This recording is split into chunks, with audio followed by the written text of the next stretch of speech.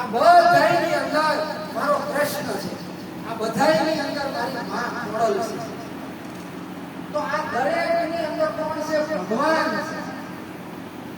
હવે આપણે જો ભગવાનની મૂર્તિમાં ભગવાનના દર્શન કરશું, પણ આપણે જે લોકો હારે રહીએ છીએ, આપણે 24 કલાક જેની ભેગા રહીએ છીએ, એમાં ભગવાનના દર્શન નહીં થાય તો આપણને મર્યા પછી ક્યારેય ભગવાન મળવાના નથી. તમને લેખિતમાં ગેરંટી આપે.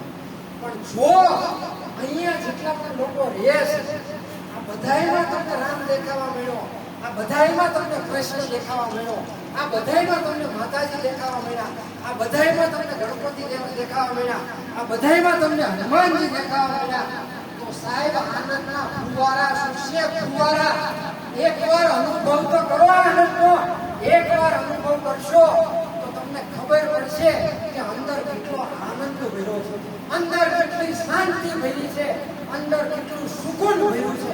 આ અનુભવ કરવો છે તો અહીંયા એક ભાઈ આવશે, હું પ્રેક્ટિકલ કરું કેવી રીતે કરવાનું છે ને એ કરવાનું છે.